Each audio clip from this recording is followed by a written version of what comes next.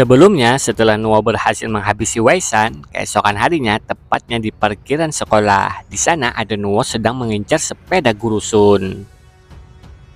Nuo pun mengambil sepeda Guru Sun dan menggoesnya sambil bergumam dalam pikirannya. Pak Tua Sun, mencuri sepedamu bukan berarti aku ingin menindasmu. Sementara itu di tempat bos botak yang lagi tengah santai. Bos botak merasa sepanjang hari kelopak mata selalu berkedut. Apakah ada sesuatu yang akan terjadi? Sial. Tiba-tiba bos botak yang lagi santai terkejut karena melihat Nuo datang membawa sepeda. Anak buah bos botak pun melayani Nuo. Silahkan lihat-lihat apa yang diinginkan saudara, ujarnya. Nuo pun jalan masuk ke dalam, menaruh tasnya. Karena melihat ada rokok di atas meja, Nuo pun ingin menghisapnya, lalu duduk dengan santai sambil melihat TV. Di sini nyaman ya, ungkap Nuo. Melihat tingkah Nuo, anak bos botak yang melihat sepertinya baru marah-marah ke Nuo. Siapa kau beraninya orang luar bertingkah seenaknya? Melihat anak buahnya marah-marah ke Nuo, bos botak pun malah balik memarahi anak buahnya itu. Beraninya kau membuka mulutmu kepada abang besar, ucap bos botak sambil menendang anak buahnya itu. Lalu bos botak menghampiri Nuo sambil berujar, Bang, apa yang membawamu kemari? Ambillah apapun yang kau mau, Bang. Mendengar itu, Nuo pun mengungkapkan kalau bos botak tidak ada kegiatan hari ini, maka Nuo ingin meminjam tempat bos botak dan menunggu seseorang. Baiklah bang, duduklah dengan santai. Aku akan membuatkan semangkuk longjing untukmu, ujar bos botak dengan senyum keringatnya. Setelah itu Nuo pun sangat dilayani bos botak. Tiba-tiba Nuo melihat ada Guru Sun yang tengah kebingungan. Nuo pun langsung memanggil Guru Sun. Melihat Nuo memanggil, Guru Sun bertanya, kenapa Nuo bisa ada di sini? Apa kamu hari ini tidak ada kelas? Nuo pun menjawab dan mengungkapkan bahwa dirinya saat ini sedang bekerja untuk membayar SPP. Lalu memperkenalkan bos botak ke Guru Sun. Dia adalah saudara Le, bos baik hati dan dermawan. Dia mendonasikan uangnya untukku. Aku juga bisa belajar bekerja darinya. Nuo pun mengasih kode ke bos botak agar bisa bos botak berakting sesuai keinginannya. Lalu bos botak membenarkan apa yang dikatakan Nuo kepada Guru Sun tadi, bahwa Nuo belajar bekerja di sini. Mendengar itu Guru Sun berucap, dia pasti merepotkan kan? Dia sedikit nakal tapi pintar, mohon bantuannya saudara Le. Dan untukmu Nuo, jika kamu nakal, aku yang akan menghukummu, ujar Guru Sun. Lalu Nuo memberi kode lagi ke bos botak dan itu membuat bos botak keringat dingin. Nuo pun menanyai kepada Guru Sun, Guru Sun, apa kamu datang ke sini untuk mencari kendaraan? Mendengar pertanyaan itu, Guru Sun pun mengungkapkan bahwa tadi malam sepedanya hilang dan sedikit sulit jika harus bepergian tanpa kendaraan. Jadi aku ingin mencari sepeda yang murah. Mendengar itu, bos botak langsung paham apa maksud kode Nuo tadi dan mengungkapkan bahwa Guru Sun datang ke tempat yang tepat. Karena Anda adalah kenalan Chen Nuo, aku akan memberikan potongan harga. Mendengar penuturan bos botak, Guru Sun mengungkapkan bahwa dirinya tidak bisa mengambil keuntungan dari kenalan muridku. Sementara itu, Nuo sedang melihat sepeda yang sangat kece dan berujar, bagaimana dengan yang satu ini? Guru Sun, bos sedang baik hati dan memberi harga 80 yuan, ungkap Nuo sambil menendang tulisan harga yang sebenarnya. Melihat itu, bos botak sangat terkejut, namun tak bisa berbuat apa-apa dan hanya bisa menuruti permainan Nuo. 80 apanya? 50 yuan saja, ungkap bos botak. Lalu Nuo mengatakan kepada bos botak, Saudara Le, bukankah kau harus pergi ke perusahaan keuangan untuk melihat akunmu? Ujar Nuo sambil mengedipkan matanya ke bos botak. Bos botak pun bingung, apalagi yang ingin dimainkan Nuo ini. Nuo pun mengungkapkan kepada Guru Sun bahwa saudara Le juga membuka perusahaan keuangan untuk menjalankan bisnis peminjaman. Dia sangat patuh dengan peraturannya dan bisnisnya tidak terlalu kecil. Kita pun diperlihatkan Nuo sedang berdialog dengan bos botak dengan pikirannya. Apa aku harus bekerja sama? Tanya bos botak. Harus, jawab Nuo. Bang Nuo, jangan langsung mengubah alurnya. Kemampuan aktingku tidak bagus. Aku tidak bisa mengikutinya, ungkap bos botak kewalahan mengikuti keinginan Nuo tapi tetap dilakukan. Lalu bos botak membenarkan penuturan Nuo tadi dan menjelaskan kepada Guru Sun bahwa saat dia menjalankan bisnis, aku selalu menjadi orang yang jujur. Mendengar itu, Guru Sun berujar, apa dia bisa memberikan nomor gawainya? Aku akan menemuimu jika membutuhkan bantuan. Tentu saja, jawab bos botak. Setelah itu Guru Sun pergi dengan sepeda barunya, sedangkan bos botak menanyakan kepada Nuo apakah dia tadi sudah benar. Dengan santainya Nuo menjawab dan mengungkapkan, aku pikir orang sepertimu layak menjadi orang kaya di masa depan. Singkat cerita, Nuo dan bos botak sudah berada di kamar bos botak untuk membicarakan sesuatu. Bang, apa ada yang lain? Beritahu aku, tanya bos botak. Dengan santai, Nuo langsung membuka tasnya yang berisikan uang yang begitu sangat banyak. Melihat itu, bos botak terkejut sambil berujar, Bang, aku adalah pedagang kendaraan. Aku tidak berani melakukan bisnis yang berhubungan dengan uang seperti ini. Santai saja bro, Guru Sun yang baru saja tadi pergi pinjamkan dia uang sekitar 200.000 yuan, ungkap Nuo.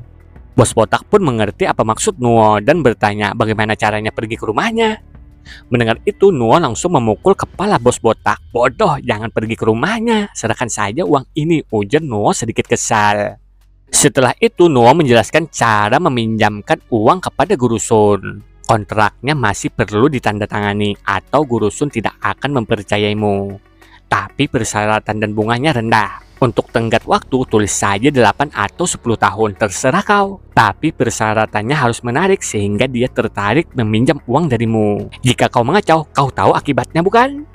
Mendengar itu, bos botak pun mengerti. Jangan khawatir bang, tapi uangnya kebanyakan, ungkap bos botak yang tengah menghitung uang yang diberikan Nuo. Oh itu ya, di dalamnya ada 300, 200 untuk Guru Sun, dan 60.000 yuan anggap saja uang untuk motor kece kemarin. Sisanya bisa kau pakai untuk pengobatan. Kau juga bisa menggunakannya untuk rambut botakmu. Botak di umur muda masih bisa diperbaiki, ungkap Nuo. Sedangkan bos botak sangat terharu atas kebaikannya Nuo. Sambil menangis dan memeluk Nuo, bos botak pun mengungkapkan, Bang, kamu sangat baik hati. Yang lain menganggapku kejam karena aku botak. Hanya kamu yang mengerti rasa sakit dalam hatiku. Nuo pun sedikit kesal dengan bos botak yang mengelap hidungnya di celana Nuo. Setelah itu Nuo pun berpamitan untuk pergi. Datanglah kemari jika abang luang, ungkap bos botak sambil melambaikan tangannya. Sedangkan anak buahnya bingung, bos dia siapa? Bos melayaninya seperti seorang leluhur, tanyanya. Mendengar pertanyaan seperti itu dari anak buahnya, bos botak pun mengungkapkan, kau tahu jika kau bertemu dengannya, kau harus memeluk dia. Sebelumnya aku terkena imbasnya karena tidak melihat dia dengan benar. Mulai sekarang kau harus memperlakukan dia dengan baik. Dengan itu aku bisa terbang tinggi di masa depan nanti. Lalu scene berganti di kantor investasi distrik JN. Hah? JN? Apa ini kepanjangan dari Jeb Nime atau Jeb Ngedongeng? Hehehe. Seorang sekretaris memberikan surat ke direktur, surat investasi proyek dari perusahaan di negara N. Melihat itu, sang direktur sangat senang dan berujar, kondisinya bagus. Ini bisa menjadi kunci proyek tahun ini jika investasinya berjalan lancar. Lalu sang sekretaris mengungkapkan bahwa pembisnis luar ini membuat permintaan. Mereka mengatakan jika anak bosnya akan datang untuk belajar di sini. Jadi kita diminta menyelesaikan masalah perpindahan ini. Mendengar itu, sang direktur mengungkapkan bahwa itu bukan masalah besar karena mereka menginvestasikan banyak uang untuk membuka perusahaan dan ini bisa menyelesaikan masalah pegawai juga. Kamu bisa menghubungi bagian pendidikan dan meminta informasi mengenai sekolah terbaik dalam distrik. Lalu biarkan pembisnis asing itu memilih. Mereka sudah memilih sekolahnya dan mereka juga sudah mendaftar, ungkap sekretaris. Oh, yang mana? Tanya sang direktur. Mereka bilang jika dia akan pergi ke sekolah nomor 8, jawab sekretaris. Di peringkat berapa sekolah itu tahun lalu? Tanya sang direktur lagi. Sang sekretaris pun menjawab bahwa di peringkat ketiga dari terakhir. Lalu scene berganti lagi di Bandara Internasional Jinling. Di sana terlihat ada seseorang tinggi besar berambut pirang sedang dijemput oleh seseorang. Tuan Anderson, kami akan membawa Anda kembali ke hotel terlebih dahulu, ujarnya.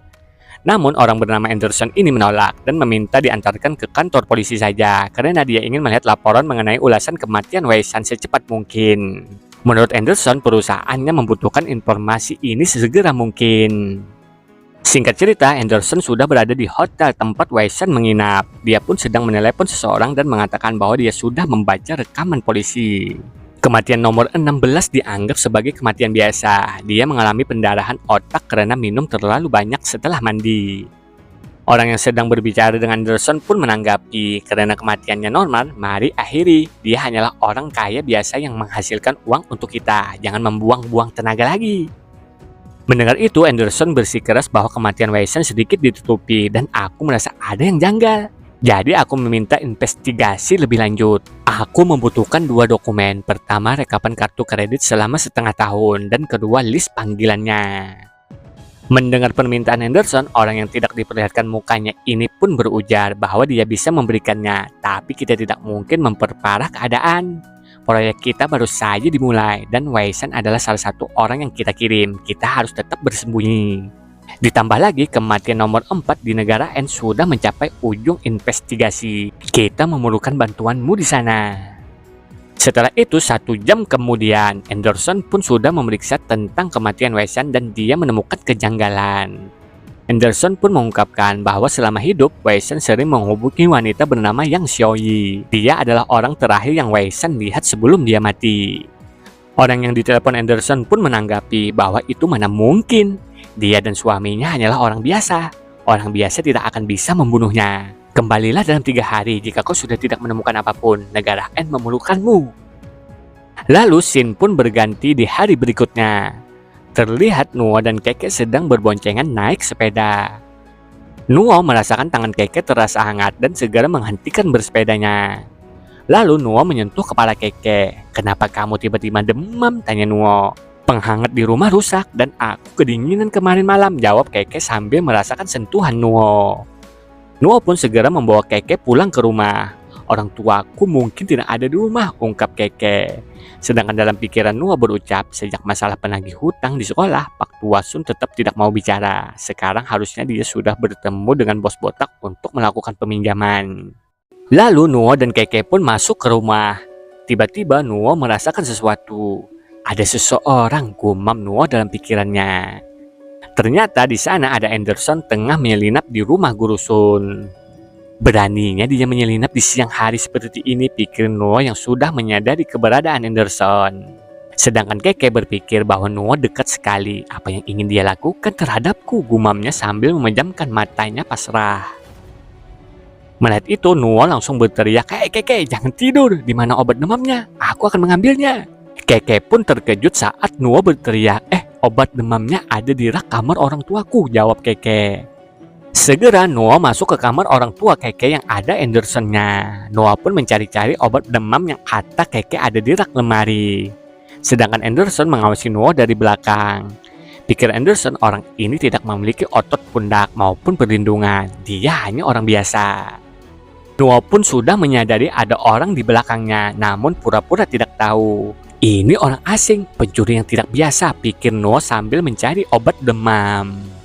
Akhirnya Nuo menemukan obat demamnya, lalu ingin berbalik. Melihat Nuo ingin berbalik, dengan segera Anderson melompat dan menempelkan dirinya di pelapon layaknya Spider-Man. Lalu Nuo keluar dari kamar orang tua Keke dan menutup pintu kamarnya. Setelah itu Nuo pun memberikan obat demamnya dan meminta Keke segera meminumnya. Keke pun meminumnya, sedangkan dalam pikirannya Nuo mengatakan bahwa sang pencuri sudah pergi karena Nuo tidak merasakan lagi hawa keberadaannya. Lalu Nuo membuat Keke tidur dengan tekniknya. Setelah Keke tertidur, Nuo pun memeriksa kamar orang tua Keke lagi dan menyadari orang tadi masuk lewat jendela.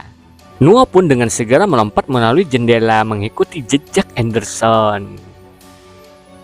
Di lain tempat, tepatnya di tempat Anderson, Anderson tengah menatap foto-foto yang tengah dia tempel. Lalu dia mencoret nama seseorang yang fotonya terlihat seperti Guru Sun. Apa benar ini hanya kecelakaan, gumam Anderson. Sedangkan itu, Nuo sedang mengawasi gerak-gerik Anderson. Anderson pun menyadari seperti ada yang mengawasinya. Dengan cepat, Nuo menghilang sebelum terlihat Anderson. Setelah itu, Nuo sudah berada di sebuah warung dan memesan semangkuk mie daging dan telur rebus. Nuo pun lalu berucap, ternyata dia adalah Anderson dari organisasi Abyss. Apa kau ingin dikubur? Ya, setidaknya aku pernah menguburmu di kehidupanku yang sebelumnya. Dikatakan Abyss adalah organisasi kelas A di dunia bawah yang telah berdiri selama lebih dari 50 tahun.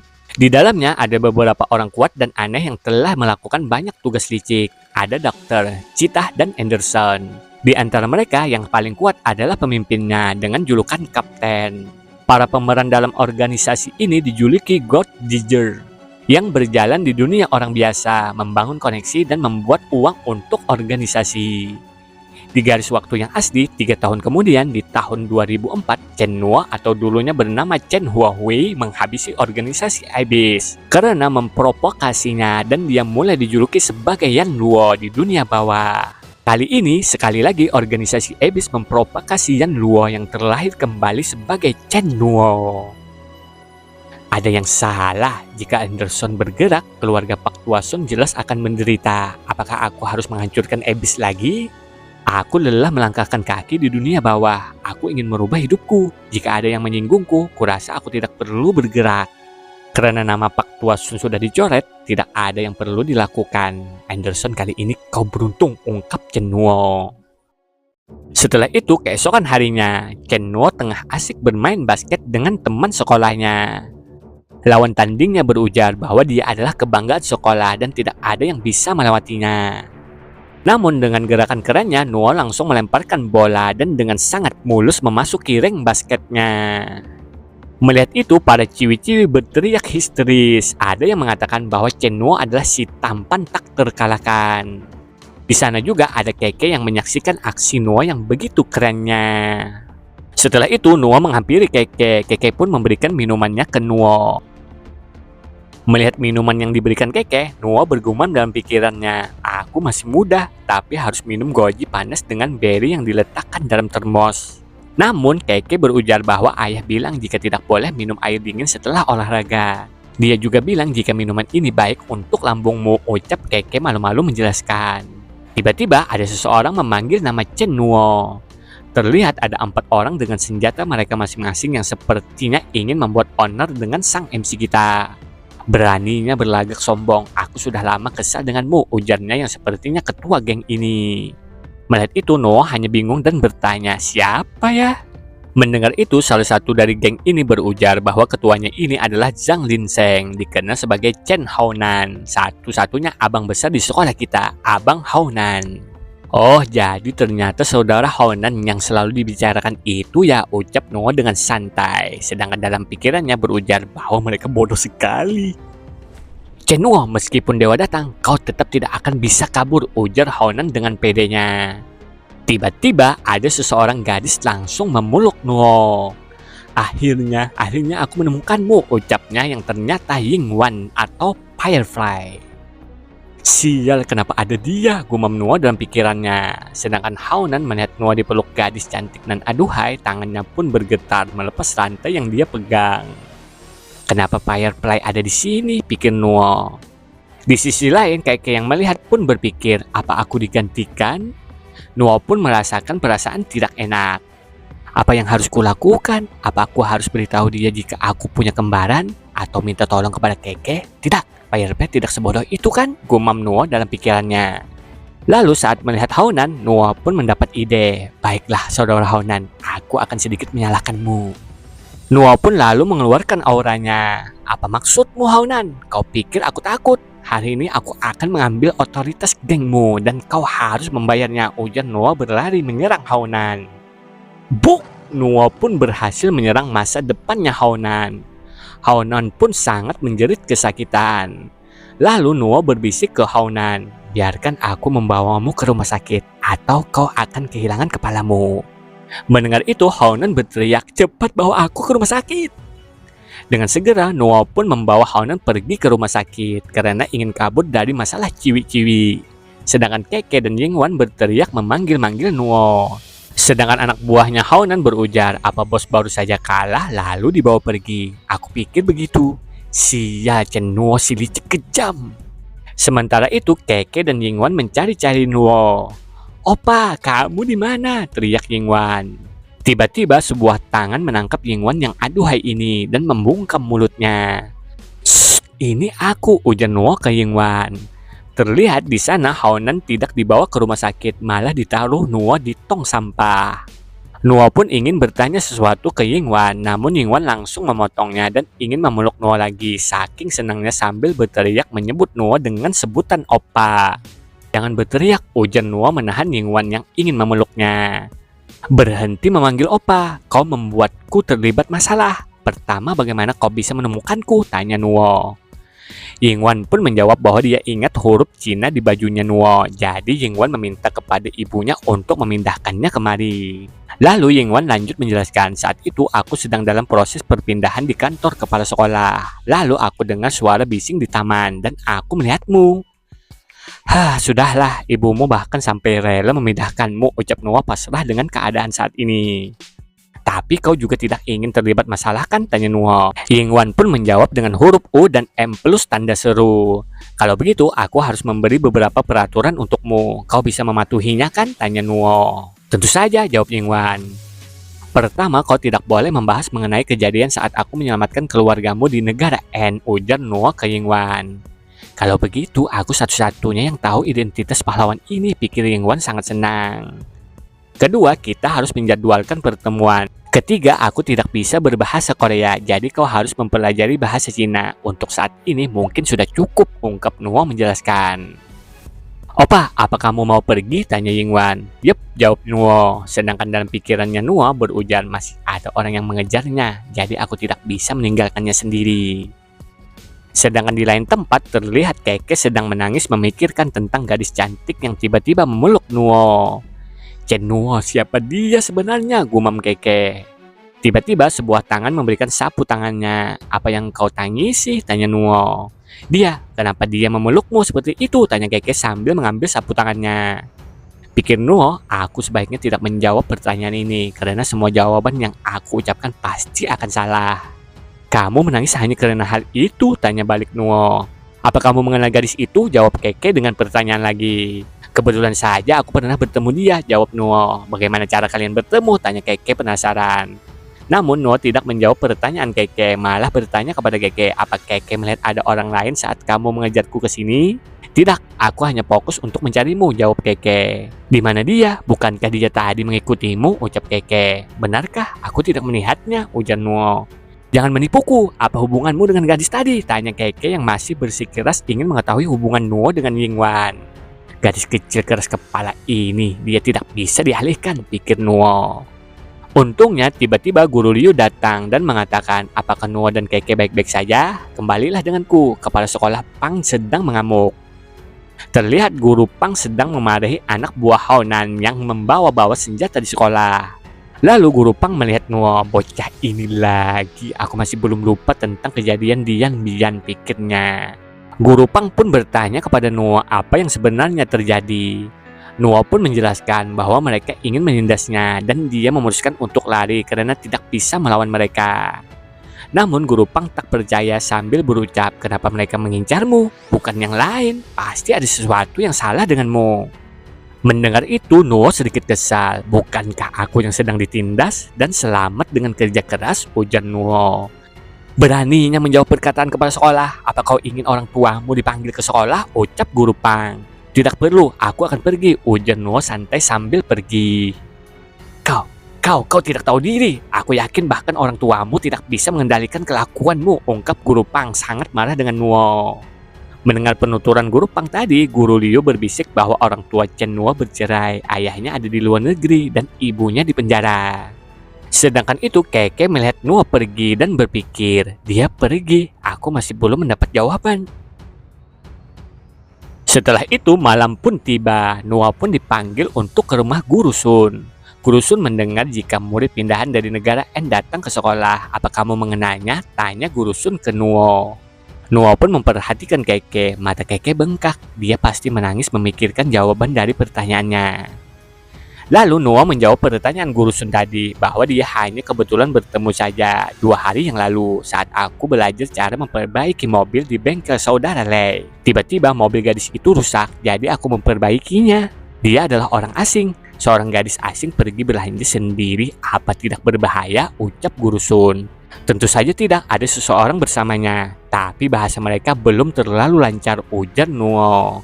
Kamu juga tidak mengerti bahasa mereka kan? Kalian juga baru bertemu, jadi dia tertarik denganmu? Tanya Guru Sun. Bisa jadi, ini pasti karena aku tampan, jawab Nuo dengan pedenya. Chen Nuo memang tampan, normal jika gadis dari negara N tertarik dengannya. Kalau begitu, baiklah, aku berpikir dia sudah menyakiti Keke, pikir Guru Sun. Baiklah, tidak ada hal lain, pulanglah dulu, ujar Guru Sun ke Nuo. Keke pun meminta izin ke ayahnya ingin mengantar Nuo.